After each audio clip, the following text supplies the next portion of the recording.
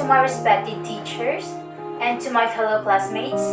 Hello and good morning everyone. My name is Diño from Able Literature 1B. So I'm here to discuss you about the political self.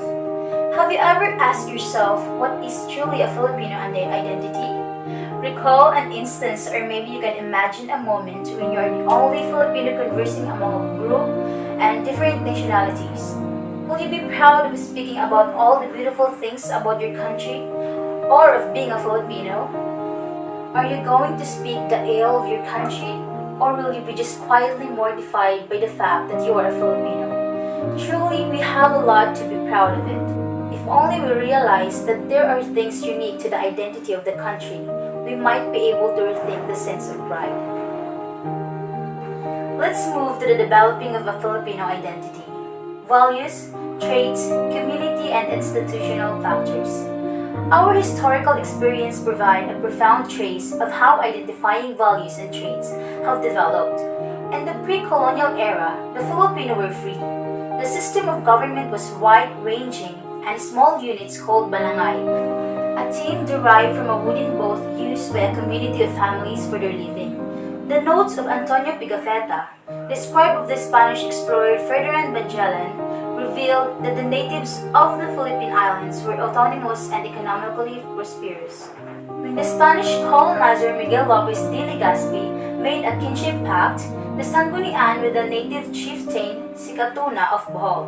The pact was initially understood as a mutual promise, like blood brothers, by helping one another in times of need and development. The blood compact was primarily grounded on the Filipino value of karapatan, or true to one's promise. For over 3 centuries, the Filipinos helped the colonizers build their military fortress, paid their taxes, joined their civil guards, and constructed their government and religious infrastructures. However, the Spanish colonizer did not remain faithful to the pact they have agreed with the Filipinos. They required the natives of render forced labor. They have monopolized the market by determining the farm products produced by the natives. They have robbed the lands of the farmers. They have limited the freedom of the natives, and they keep the Filipino ignorant. Towards the end of the 3rd century under the Spanish colonial rule, a few educated or Indios or Filipino natives reminded themselves of the original kinship pact and faithful of the traditional values and traditions of the prosperous barangay. They manifest the value of karapatan or katapangan and courage to fight back against the oppressive rule of the colonizers. Let's proceed to the Unit 2, the Unpacking the Self. The reformist Dr. Jose Rizal of Laguna used his talent and skill as a poet and a writer to enlighten the Filipinos about the oppressive structures brought by the colonizers. He burned in them the spirit of pagkamakabayan, or patriotism. Once again, after centuries of hopelessness and desperation, he trusted the Filipino intelligence and banked on it to awaken the consciousness of the Filipino. His satirical novels, No Limitang Hire and El Filibusterismo, candidly depicted the war-sinned tyranny, oppression and domination of Filipinos under colonial rule. Although he never involved and succumbed to the invitation of the bloody revolution, the last poem written by Jose Rizal, Mi Ultimo Adios, seeming favored the armed wing of the same revolutionary struggle of Andres Bonifacio. The latter justified the need for a bloody revolution by the fact that there were betrayal of the pact between brothers. The philosophy honors more than just the social contact existing between the colony and the colonizers. It seeks to uphold and advocate the pact between brothers to sustain kalayaan or liberty and pakikipagkapwa-tao, or being faithful to the goodness of the other. While the colonial powers and influence were so ingrained in the Filipino system, the revolutionary movements against the Spaniards began to claim only little and scattered victories all over the countries. Then the Americans intervened to help the Filipino win the war and gain liberation from Spain. In 1898, the country gained its independence from Spain.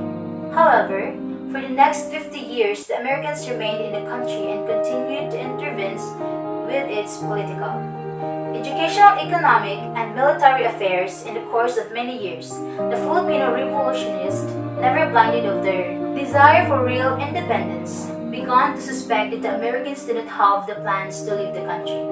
Thus, the Philippine-American War broke and costed the lives of thousands of Filipino and Americans. The superiority and might of the American military led to the surrender of the Philippine President Emilio Aguinaldo. This signified the end of the revolutionary struggles of the Filipinos. Nonetheless, the desire for freedom was still burning in the heart of every Filipino. This led the political pragmatist Manuel Quezon to bring the fight to the U.S. Congress and eventually won the Jones Law. He became the Commonwealth President, and in 1946, the country finally received its independence, establishing the democratic culture.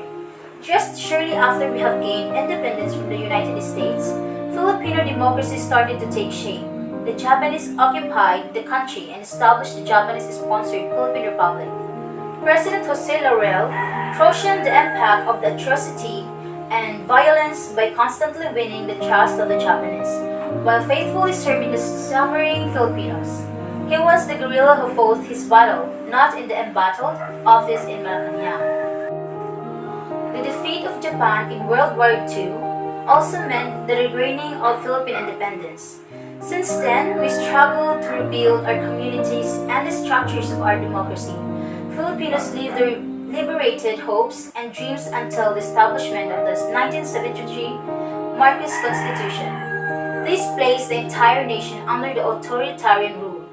After 13 years under martial law of the Marcos administration, led to another famous peaceful revolution in the Philippines, the EDSA Revolution. The people power in EDSA remains to be a compelling message to the world that Filipinos valued freedom so dearly. On this point, we have tackled the experiences and of being victorious of our country. So, knowing by yourself that there's so many things to be proud of. So, I am saying that political self expresses how social and economic contexts profoundly affect the mental health and well-being of a person. Politics process of making decisions that applies to all members of a group.